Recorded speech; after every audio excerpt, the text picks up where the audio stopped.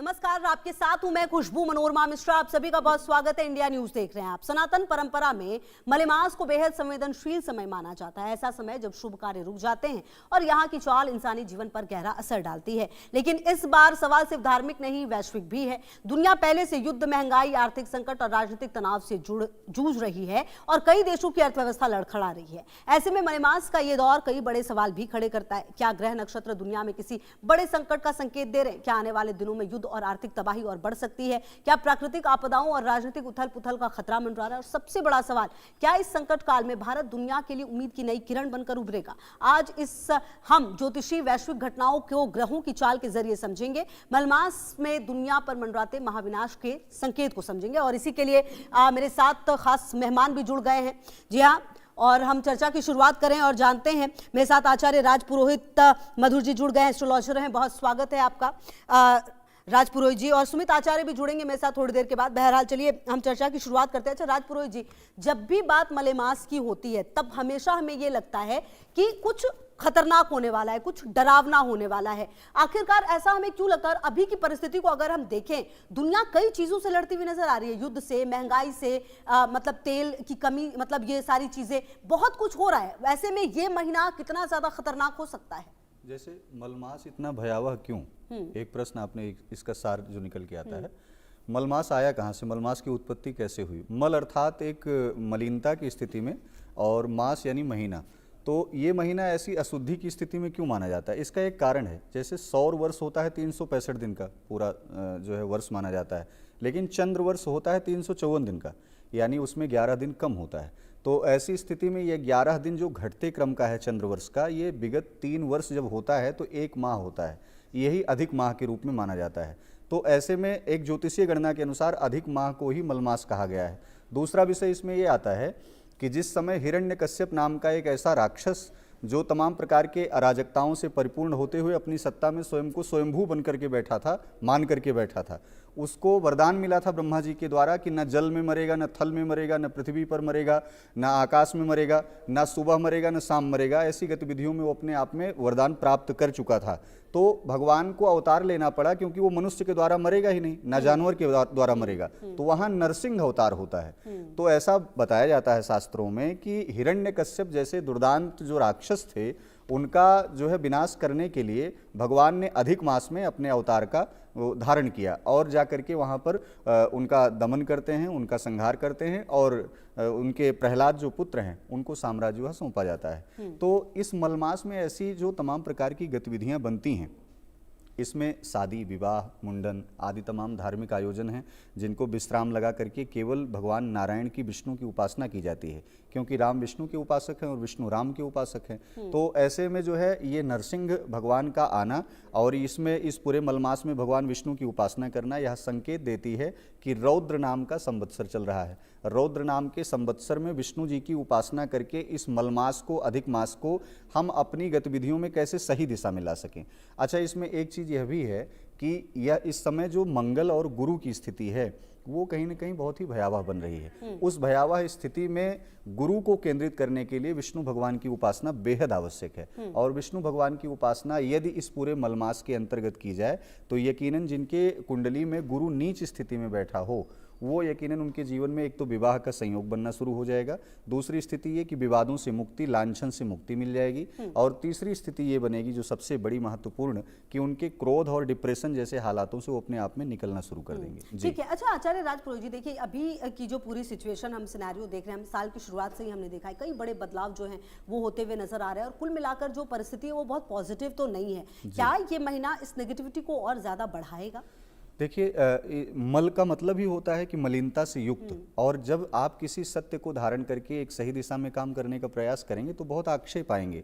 जैसे वैश्विक स्तर पर तमाम गतिविधियां हो रही हैं। आने वाले ये 8 तारीख जो निकल गया, या फिर 12 से इसको देखा जाए तो इसका विश्लेषण जो हो रहा है 12 मई से लेकर के और पूरा अगस्त अक्टूबर तक, यानी आने वाला यह पिछले 4-5 महीने जो हैं ये बहुत ही खतरनाक हैं और ऐसी परिस्थितियों में आपको बहुत ही संभलने की ज़रूरत है।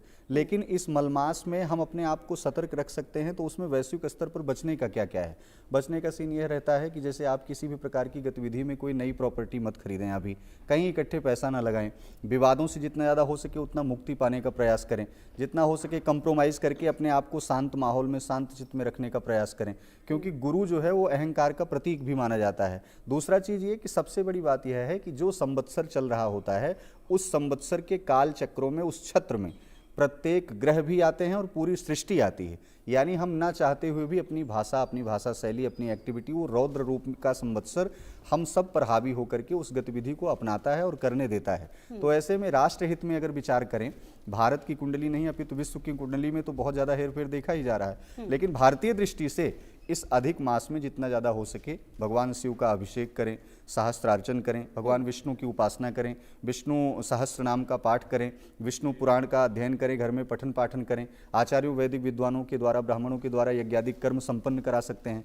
करना क्यों है? मानसिक शुद्धि के लिए, स्वविवेक को जागृत करने के लिए, धर्म के लिए, अपने कुल की पवित्रता के लिए। जी बिल्कुल। और कहीं ना कहीं देखिए, जो बातें आप बता रहे हैं आचार्य राजपुरोहित जी, ये अपने आप में बता रही है कि बहुत सारा संयम रखने की जरूरत है, वरना जो स्थिति है वो और खराब हो सकती है। क्योंकि हमने पिछले दिनों काफी ज्यादा चर्चा भी की महंगाई से लेकर तमाम चीजों पर, अब उसका असर धीरे धीरे देखना भी शुरू हो रहा है। कुल मिलाकर ये माना जाए कि ये जो महीना, अगर इसको हम समझ लेते हैं तो ये हम पर पॉजिटिव असर भी डाल सकता है। इस पर बहुत ज्यादा परिस्थितियां विपरीत हो चुकी हैं, सरकार के द्वारा सबके संज्ञान में ये चीज़ें लाई जा चुकी हैं। लेकिन एक बात बहुत स्पष्ट है कि जब व्यक्ति स्वयं के साथ गुमराह करता है तो ग्रह जिस कंडीशन में होते हैं, व्यक्ति उसी मानसिक मनोदशा में चल पड़ता है।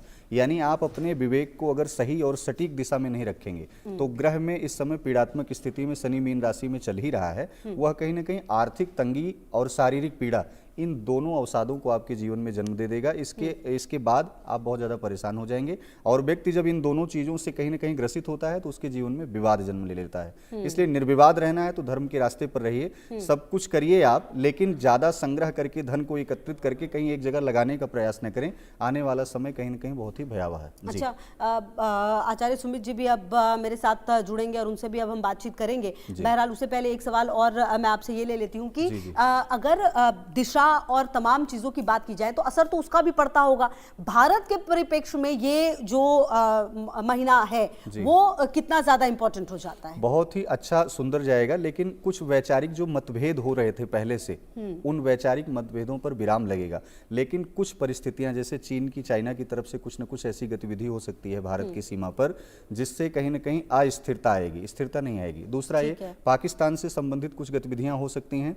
हम सिंदूर 3 के लिए भी आगे कहीं ना कहीं जो है संकेत ऐसे मिलते हुए दिखाई पड़ रहे हैं। कुल मिलाकर के यह कहा जाए कि ज़्यादा गुमराह न करते हुए सीधी 100 में सीधी एक बात कि यह मलमास का महीना, यह अधिक मास का महीना संयम बरतने का है और सरकारें स्वयं पद पर रह करके अपने आप में संयमित रहने का प्रयास करें। ठीक है, बिल्कुल। आचार्य सुमित जी ने भी ज्वाइन कर लिया। बहुत स्वागत आचार्य सुमित जी आपका भी। और मेरा पहला सवाल आपसे यही है, क्योंकि बात मलेमास की हो रही है और कहीं भी जब हम मलेमास का नाम सुनते तो हमें सीधा सीधा यही लगता है कि कुछ भी शुभ नहीं होगा, मतलब आपको सब कुछ रोक देना है, रुक जाना है, कुछ भी अच्छा जो है उसकी शुरुआत नहीं करनी है। कुल मिलाकर ये जो पूरा वक्त है, ये कैसे आप देखते हैं और भारत के परिप्रेक्ष्य में इसको कैसे देख रहे हैं? मलेमास को पुरुषोत्तम मास भी कहा जाता है और इसका बड़ा अच्छा फल तो ये पड़ता है कि जब भी मलेमास में आप भगवान की स्तुति करते हैं, वंदना करते हैं, तो उसका अधिक फल आपको प्राप्त होता है। यानी थोड़ी भी स्तुति आपको अधिक भगवान का नाम जाप करने का, चाहे आपको भगवान के पूजा का, अर्चना का अधिक फल प्रदान करती है। लोगों से मैं ये ज़रूर कहूँगा कि इतना बड़ा वैश्विक संकट का ये समय चल रहा है, हर तरफ त्रासदी चल रही है, आर्थिक संकट चल रहा है। ऐसे में भगवान शालिग्राम जी का तुलसी अर्चन मलेमास में कर लेना चाहिए ये कि अगर आपके घर में शालिग्राम भगवान हो तो विष्णु सहस्त्र नाम पढ़ते हैं हम लोग, तो 1000 विष्णु जी का उसमें नाम आ जाता है। 1000 तुलसी के पत्तों का व्यवस्था करके बृहस्पतिवार के दिन, चाहे 2 जून को बृहस्पति ग्रह कर्क राशि में प्रवेश करेंगे, यानी बृहस्पति उच्च के होंगे, तो उच्च वाले बृहस्पति के दिन हर एक नाम के साथ 1 तुलसी का पत्र आप शालिग्राम जी को अवश्य चढ़ाएं। बात रहे कि भारत के ऊपर इसका क्या असर पड़ेगा, तो मुझे कुछ ऐसा दिखाई पड़ता है, चूंकि मले मास, अधिक मास, ये जो सारी जो चीजें होती हैं, अगर उसी वर्ष में लग जाएं जिस वर्ष में पहले से विस्फोट कारक योग का निर्माण हो रखा हो, आप ही देखिए 12,000 साल से इथियोपिया का ये जो वोल्केनो था, ज्वालामुखी था, वो नहीं फटा था। 2025 से मैं संकेत दे रहा था कि 2026 में वोल्केनो भी फटने का बहुत बड़ा आसार है, क्योंकि विस्फोटक प्रवृत्ति का 2026, इसी के अंदर ये अधिक मास का पड़ना, यानी अग्नि, मंगल की जो दिशा होती है, मंगल दक्षिण की तरफ का स्वामी होता है और अग्नि दक्षिण की तरफ अधिक भागती है। मलेमास यानी कि ये जो साल है ये दक्षिण की तरफ थोड़ा ज्यादा भागा है, और दक्षिण की तरफ भागना बहुत शुभ नहीं होता है। आपको पता होगा कि जब कभी आप वास्तु में घर आदि का शिल्प आदि निर्माण करते हैं तो दक्षिण नहीं बढ़ा जाता अधिक। दक्षिण बढ़ना मतलब अनिष्टकारी। तो अनिष्टकारी संकेत भारत के लिए हो चाहे विश्व पटल के लिए हो, दोनों के लिए दिखाई पड़ता है और ईंधन पर सीधा इसका असर दिखाई पड़ता है। मैं शुरू से आपके चैनल में भी मैं कहता था इस वर्ष लॉकडाउन जैसा भी मुझे लक्षण दिखाई पड़ता है। पिछले वीडियो में, पिछले लाइव में मैंने थाली बजाई थी आपके चैनल पर, कुछ संकेत लोगों को दिया था कि थाली हमें जिस समय हमने लास्ट जिस समय बजाई थी वो कैसा समय था, पूरे देश ने थाली बजाई थी। इस बार और भी अधिक चीजों के लिए शायद लगता है कि हमें तैयार किया जा रहा है, ऐसी आशंका तो जरूर प्राप्त होती है। अब इसी आशंकाओं को अगर हम आगे देखते हैं तो ये किसी प्रकार का अनिष्ट फल लेती हुई आती हैं। ठीक है। अच्छा देखिए, अनिष्ट तो लेकर आती है, लेकिन आचार्य राजपुरोहित जी, जैसे कि देखिए हर जो भी चीज अनिष्ट है उसके पीछे को उसको कम तो किया जा सकता है। मान लीजिए कि कुछ बहुत बुरा होने वाला है, लेकिन क्या उसके असर को कम किया जा सकता है, और अगर हाँ तो फिर कैसे? भावी हूँ मेट सकहि त्रिपुरारी, रामचरितमानस में पूज्यपाद गोस्वामी तुलसीदास जी लिखते हैं कि जिस समय माता पार्वती को नारद जी के द्वारा यह प्रेरणा प्राप्त होती है कि आप तपस्या करेंगी तभी शिव प्राप्त होंगे, और उनकी कुंडली की विवेचना नारद जी करते हैं, तो माता मैना जब इस बात को सुनती हैं तो वो नारद जी को कहीं ना कहीं वार्तालाप में, प्रलाप में वो अभद्र भाषाओं का प्रयोग करने लगती हैं। कुछ चीज़ें ऐसी हैं जो घटित होंगी, लेकिन उसका प्रारूप छोटा हो सकता है। कैसे हो सकता है? यदि आपने अपने जीवन में बहुत सारे ऐसे अनैतिक कर्मों को धारण कर लिया है और तत्पश्चात आप शरण में आते हैं, तो आपने नाम सुना होगा, पहला नाम था रत्नाकर, रत्नाकर के बाद नाम पड़ा अंगुलीमाल, अंगुलीमाल के बाद जब संतों का उनको साथ मिला, सहयोग मिला, तो उन्हीं का नाम पड़ा वाल्मीकि भय ब्रह्म समाना। एक ऐसे विद्वान बने जो संस्कृत में रामचरितमानस यानी वाल्मीकि रामायण की उन्होंने जो है सुंदर रचना की। आज तक कोई संस्कृत में रामायण लिखने वाला ऐसा विद्वान नहीं हुआ। तो कभी कभी हमारे ऐसे कर्म होते हैं जब जीवन में संत आ जाते हैं, गुरु आ जाते हैं, माता पिता की प्रेरणा जग जाती है उनकी सेवा से, और हम अपने संरक्षण करते हैं। सबसे बड़ी बात यह है कि माता पिता के संरक्षण के साथ साथ यदि आप प्रकृति का संयोजन नहीं करते तो प्रकृति ही जीवन में तांडव ले आती है और ग्रह गोचर आपके आसपास की परिस्थितियों को प्रतिकूल कर देते हैं, जिसके कारण से पूरे परिवार में महामारी, प्रचंड गर्मी, भीषण आगजनी, तमाम प्रकार की ऐसी परिस्थितियां उत्पन्न होती हैं। ठीक है। अच्छा आचार्य सुमित जी, मेरा ये सवाल आपसे भी है कि अगर देखिए दिक्कत तो आती है, लेकिन उसको कैसे कम किया जा सकता है? और दूसरी बात हमने देखा, अच्छा देखिए आज से अगर हम 10 साल, ज्यादा नहीं 10 साल पीछे भी जाते हैं, जो गर्मी की छुट्टियां थी वो बहुत ही अलग थी। वो उस वक्त का जो मौसम था, जो पर्यावरण था, वो बिल्कुल अलग था, जैसा कि आप भी कह रहे थे। लेकिन अब परिस्थिति बिल्कुल बदल चुकी है। आप देखिए ना, 40-45 डिग्री सेल्सियस तो ऐसे हो रहा है जैसे कि कितना नॉर्मल है, लेकिन ये परिस्थितियां बिल्कुल बदल रही हैं। क्या ये पर्यावरण, ये मौसम, ये सब कुछ और ज्यादा भयानक होगा? देखिए, समय के साथ ये ताप का बढ़ना तो तय है। आपने निचोड़ का पूछा। अब ये वीडियो जब अभी नेट पर डलता है तो लोगों को मैं ये अपील करूंगा कि इस वाले सेक्शन में मैं एक छोटा सा मंत्र लोगों के लिए बोलता हूं। कहीं भी किसी भी प्रकार का नकारात्मक महसूस कर रहे हो, कोई डर मन में बस गया हो, या फिर कोई नेगेटिव व्यक्ति आपके सामने से होके गुजरा हो, इंस्टेंटली इसको सुनने मात्र से वो चीज़ हट जाएगी। अभी चारिणी सर्वाणी मंत्र यंत्राणी भूतले भूचरा खेचरा चैव जलजा सचो पदेशिका सहजा कुलजा माला डाकनी शाकनी तथा अंतरिक्ष चरा घोरा डाकनीशा महाबला ग्रह भूत पिशाच यक्ष गंधर्व राक्षस ब्रह्म राक्षस वेताला कुष्मांडा भैरवादेह नशंति दर्शनातस्य कवचे हृदय संस्थित। बस इतना ध्यान करके इस मंत्र को सुन करके आप मां भवानी को प्रणाम कर लीजिएगा। बार बार इस चीज को सेव करके रखिएगा अपने मोबाइलों में, और इसको बार बार जब भी आपको भय लगे, कुछ भी लगे, तो इसको एक बार सुनिएगा। वो इंस्टेंटली वो संकट आपके ऊपर से चला जाएगा। इसके साथ ही आगामी भविष्य के लिए अगर देखा जाए तो जहां तक ताप का विषय है, जहां तक गर्मी का विषय है, तो ये आगे के समय में सन 2032 तक अग्रसर होता हुआ जाएगा। ये बढ़ोतरी की तरफ बढ़ता आ जाएगा, क्योंकि ये सारी जो चीजें हैं, ताप आदि, ये सारी चीजें, ये सब मैनिफेस्ट हुआ है। अभी जब पंचग्रही राजयोग पड़ा था जनवरी में, 16 से 20 जनवरी के बीच में, ये सारी ग्रह स्थितियां जो है वो मैनिफेस्ट हुई थी। 2032 तक ये सारे संकट जो है ये पूरे वैश्विक स्तर पर परेशान हमें करेंगे, चाहे पर्यावरण को लेकर के रहे, चाहे तो युद्ध को लेकर के रहे, चाहे संकटों को लेकर के रहे। मैं एक बात का और लोगों को थोड़ा मैं जानकारी देना चाहूँगा कि मुझे आने वाले समय में विशेषता देखा जाए तो 16 जून से लेकर के 14 जुलाई के बीच में 2026 में मुझे दक्षिण भारत में किसी प्रकार का जल संबंधित त्रासदी होता हुआ दिखाई पड़ता है। उसमें केरल और तमिलनाडु का क्षेत्र प्रभावित होता हुआ दिखाई पड़ता है। उसके पीछे यही जो गर्मी के अंदर ये जो उथल पुथल मचा है, तापमान का उथल पुथल है, इसका बहुत बड़ा असर दक्षिण भारत में देखने के लिए हमें मिलेगा।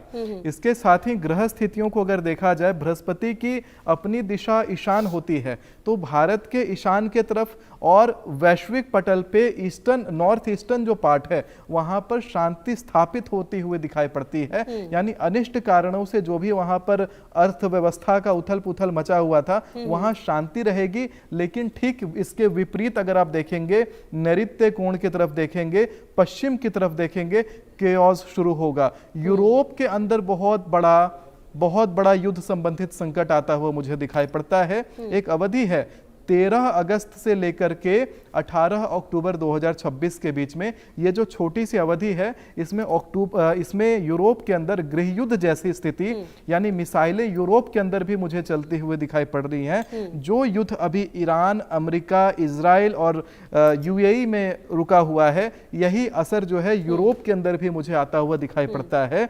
ऐसी कुछ चीजें हैं। ये भी कह रहे हैं कि क्या ये जो युद्ध, मतलब ये जो इजराइल, अमेरिका और ईरान वाला, ये अभी जल्दी खत्म होता हुआ नजर नहीं आ रहा है आपको? किसी भी तरीके से अभी खत्म नहीं होगा। 2032 से पहले ये खत्म होता हुआ दिखाई नहीं पड़ता है। कितने भी बार सीज फायर हो जाए, ये पुनः स्टार्ट होता रहेगा। जैसे ये रशिया और यूक्रेन और वो चल रहा है, उसी तरीके से आप इसे भी देख रहे हैं? उससे ज्यादा भयावह दिखाई पड़ता है। रशिया यूक्रेन के हालात में अगर देखा जाए तो शहरों के अंदर जो सूर्य का प्रकाश है वो तक कम होता हुआ दिखाई पड़ा हमें। लेकिन इस युद्ध में हालात और भी ज्यादा भयावह दिखाई पड़ता है। और देखिए, ये युद्ध इतना ज्यादा और खतरनाक भी, राजपुरोहित जी, देखिए हम बात मलेमास की भी कर रहे हैं, और देखिए हर जो बदलता दिन है अगर हम देखें तो वो एक आम आदमी के लिहाज से देखिए भारी ही तो है ना। ब्रेड के दाम 5 रुपए बढ़ गए, पेट्रोल डीजल के दाम बढ़ रहे हैं। कुल मिलाकर जो परेशानियां हैं वो आम आदमी के लिए बढ़ती हुई नजर आ रही है। और कुल मिलाकर अगर आज युद्ध रुकेगा तो 6 महीने तो अभी हमें रिकवर करने में लगेगा, जो युद्ध अभी तो रुका भी नहीं है। तो कुल मिलाकर स्थिति और खराब होती हुई नजर आ रही है। उग्रता है इसमें अभी जो है, सूर्य, शनि, मंगल और राहु, इन चारों ग्रहों के कारण से एक खप्पर योग बन रहा है।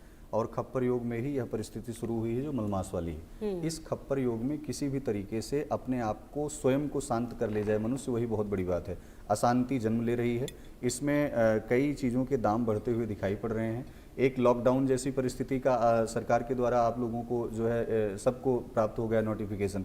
लेकिन इन परिस्थितियों से क्या लॉकडाउन, एक लॉकडाउन जैसी परिस्थिति है ना कि वाहन से कम चलना है। अच्छा, आप जितना हो सके उतना वाहन नहीं, से सरकार कम। क्योंकि अभी मैं थोड़ी देर पहले खबर, क्योंकि ये जो है ना वो अफवाह की बात सामने आकर और सरकार की तरफ से क्लियरिफिकेशन दिया गया कि ऐसी लॉकडाउन वाली कोई बात नहीं। हाँ ठीक है, अब हमारे लिए वो स्थिति वैसी बन जाएगी, भाई हम कम चलाएं तो वो अलग बात है, लेकिन सरकार की तरफ से ऐसा कुछ भी लॉकडाउन क्या है? लॉकडाउन का मतलब क्या है? लॉकडाउन का मतलब सन्नाटा थोड़ी ना है, कर्फ्यू थोड़ी ना है। लॉकडाउन का मतलब ये है कि हम अपने आप में संयम बरत करके सीमित संसाधनों का उपयोग करें, इसे लॉकडाउन कहते हैं। दूसरा, लॉकडाउन की परिभाषा बदल दी। दूसरा ये कि इस परिस्थिति में जो अभी कालचक्र गणना कह रही है, भगवान शिव की खूब सुंदर उपासना करिए। बेमौर जहाँ पर सर्प रहता है, उस या पीपल के पेड़ के नीचे की मिट्टी या कुम्हार के चाक की मिट्टी आप ले आएँ, घर में पार्थिव शिवलिंग का निर्माण कराएं और विद्वानों के द्वारा सुंदर रुद्राभिषेक करें। गाय के दूध से, गंगा जल से, कुसा के जड़ के जल से, शहद से, आदि चीज़ों को करने से आप अपने परिवार को तो मानसिक रूप से बलवान, आर्थिक रूप से बलवान तो बनाएंगे ही, साथ ही साथ संसार में आज जो ऊर्जा चल रही है, एक बहुत तपन जैसी स्थिति है, तो भगवान शिव जो स्वयं में शीतल की स्थिति में आते हैं तो वर्षा होती है। वर्षा के साथ साथ प्रकृति अपने आप में सौंदर्य रूप धारण करती है। अभी खप्पर योग में जो नौतपा चल रहा था और साथ ही साथ खप्पर योग और रौद्र नाम का संवत्सर, कुछ ऐसी परिस्थितियां हैं, शनि और राहु और मंगल और सूर्य, इन 4 ग्रहों के कारण से ऐसी कल्पना करना झूठा हो जाएगा कि अभी हम शांति के दौर में चल रहे हैं। हम स्वयं में भले ये कल्पना कर लें, लेकिन परिस्थितियां वैश्विक स्तर पर ही नहीं, घर में भी, यानी भारत में भी, बिल्कुल भारत में भी ऐसी स्थिति है कि अंतरकला अंतर्द्वंदीय स्थिति है। तमाम प्रकार से विघटन आप देख रहे हैं, बहुत जगह वाहन जल जा रहे हैं, तमाम आगजनी हो रही है, तो बहुत सारी वैश्विक स्तर पर ये चीजें खराब हो रही हैं। लेकिन भारतीय कुंडली के अनुसार भी यह खप्पर योग और साथ ही साथ मलमास में, इसीलिए मलमास कहा गया है कि वो मलमास नाम है, यानी मलिनता से युक्त है। इसे शुद्ध कैसे करना है? धार्मिक गतिविधियों में संलिप्त होकर करना है, यज्ञ, जप, तप, अनुष्ठान, दान, इन सब क्रियाओं को करके इसे शुद्ध किया जा सकता है। ठीक है। अच्छा आचार्य सुमित जी, देखिए अब दिक्कत है वो तो आएगी, और जो परिस्थितियां हैं वो हमारी पॉकेट पर पड़ते हुए अब नजर भी आ रही है। कुल मिलाकर ये माना जाए कि ये जो आने वाला वक्त है ये और ज्यादा खतरनाक होगा। जरूरत इस बात की है कि हम संयम रखें और अपनी बुद्धि से काम करें। अच्छा, संयम से मुझे एक बात ध्यान में आती है कि कभी भी हम यात्रा पे निकल रहे हैं, घर से बाहर निकल रहे हैं, इतना ज़्यादा गर्मी है, इतना ताप है, तो ताप से किसी प्रकार का हानि ना हो, अग्नि से किसी प्रकार का वाहन दुर्घटना ना हो, इस बात का ध्यान रखने के लिए एक छोटा सा रामायण का एक चौपाई मेरे ध्यान में आ रहा था। इसको पढ़ के निकलिएगा या इसको सुन के निकलिएगा। किए जाही छाया जलद वहद सुखद बरवात, तस्मग भयो ना राम के जसभा भरत ही जात। बस इतना छोटा सा ये जो सेक्शन है रामायण का, इसमें आप बादलों से प्रार्थना कर रहे हैं कि जब मैं रास्ते में चल रहा हूं तो छाया करिएगा, और राम जी का उनको वहां पे आवाहन किया जा रहा है। तो इस बात को अगर आप ध्यान में रख के करते हैं तो गर्मी में आपकी यात्रा बड़ी सुखद रहेगी, और यात्रा के साथ जिस भी काम से आप निकले होंगे वो काम आपका निश्चित बनता है। रही बात भगवान शंकर की, तो भगवान शंकर के शिवलिंग पर तो नित्य जल चढ़ाना चाहिए, और एक छोटा सा प्रयोग अवश्य करिएगा कि जब तक आपके लोटे से जल शिवलिंग के ऊपर गिर रहा है पतली धार, तब तक आप रुद्राष्टकम धीरे धीरे धीरे धीरे पढ़ते रहिए। उस पूरे लोटे की धार गिराते समय अगर एक रुद्राष्टकम एक ही धार में पूरी हो जाए तो भगवान शंकर असीम कृपा आपके ऊपर बरसाने लग जाते हैं।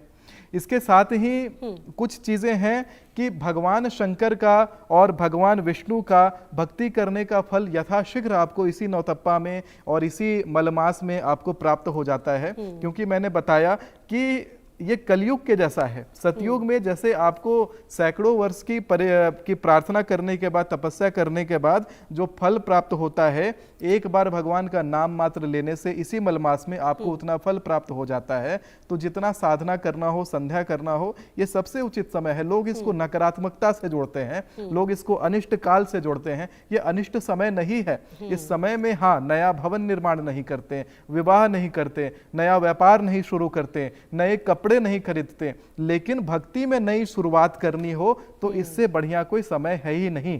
भक्ति करने का, हवन करने का, पूजा पाठ करने का, भगवान का नाम लेकर के भगवान की शक्ति से जुड़ने का सबसे उचित समय तो मलमास ही होता है।